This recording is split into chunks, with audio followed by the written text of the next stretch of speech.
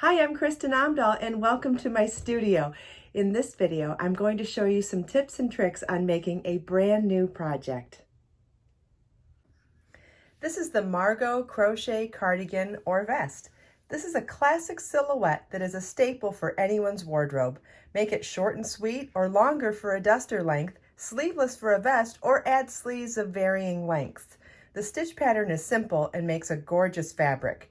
Be-So baby yarn comes in 60 colors. Make a variety of Margot's to wear with any outfit. You will need number 3 DK weight yarn and a size US 10.5 K or 6.5 millimeter crochet hook. The pattern comes in 6 sizes, so make sure to pay attention to how much yarn you'll need for whichever size you're making.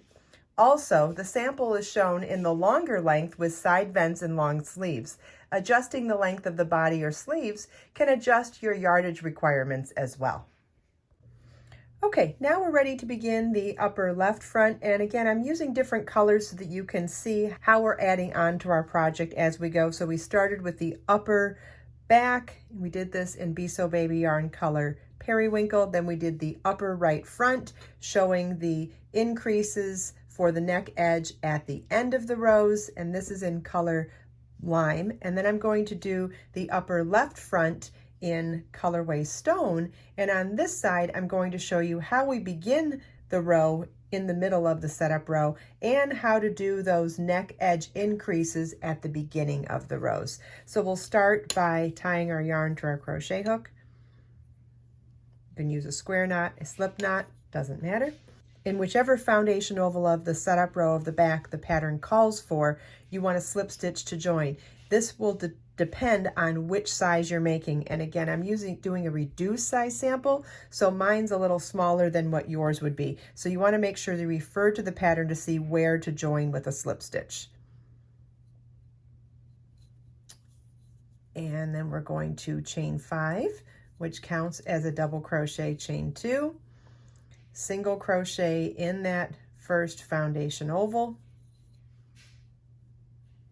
chain 3, single crochet in the next foundation oval, and it's that chain 3 single crochet in the next foundation oval that you're going to repeat across this row. The number of times you repeat it is determined by which size you're making, and at the end of the row chain 2 and double crochet in that same last foundation oval. And this is what the end of row 1 should look like. You want to repeat rows 2 through 6 of the upper back, which is working even in pattern, just like we did on the upper right front. After we do that, I'll show you how we start working the increases for the neck edge for the upper left front at the beginning of the row. You can see how to do these rows in the part 1 video of the upper back.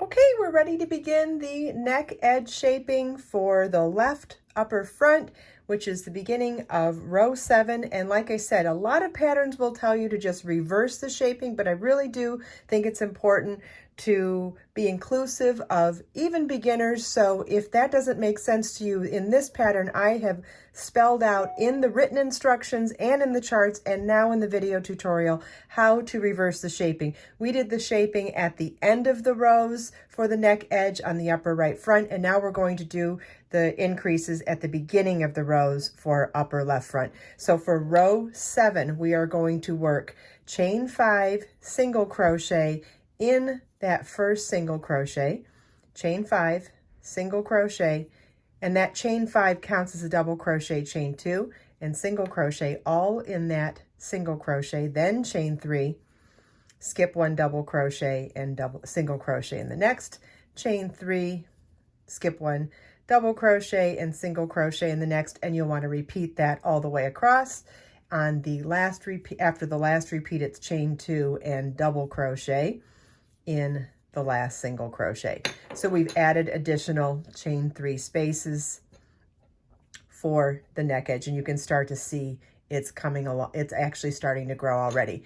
Row 8 is a repeat of row 4, so it's chain 1, single crochet in the first double crochet, chain 3, single crochet in the next chain 3 space. You want to repeat that all the way across, and at the end of the row you'll work your last single crochet in that last chain 2 space, which was part of that chain 5 space actually. Okay, row 9 is our next increase row, and again for the upper left front, those increases are done at the beginning of the row. So it's going to be a chain 5, which counts as a double crochet chain 2, then single crochet in that same first single crochet, chain 3,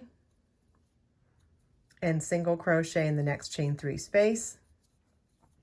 Our repeat for this row is chain 3, single crochet in the next chain 3 space, and you'll repeat that all the way across. After the last repeat, it's chain 2 and double crochet in the last single crochet.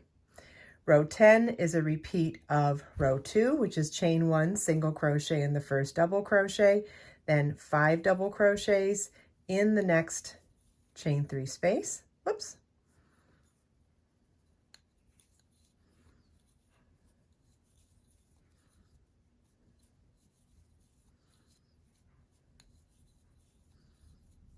Single crochet in the next chain 3 space. And you want to repeat this all the way across. On the last repeat, you'll work a single crochet in the last chain 2 space instead of last chain 3 space, which is part of that chain 5. Remember, the chain 5 counted as a double crochet chain 2. Okay, so we're now through row 10 of upper left front, and you can see that we have reversed the shaping of the upper right front. Isn't that great? You want to continue on in your pattern following along to see how many rows and increases you need for both the right and left front to match up with your upper back. But the only difference is that at the end of the upper left front, we're not going to fasten off like we fastened off at the end of the upper right front and the upper back. At this point, we're going to get ready to combine the fronts and with the back and make the armhole openings, and we'll do that in the next video. So please join me in part 4 of the Margot cardigan video tutorial, and in that video I'll show you how we join this.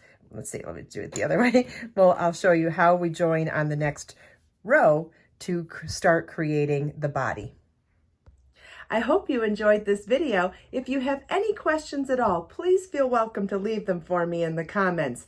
I have links provided in the video description below for everything we talked about in this video as well. Let us make time to create, share, and inspire today and every day. I'll see you in the next video.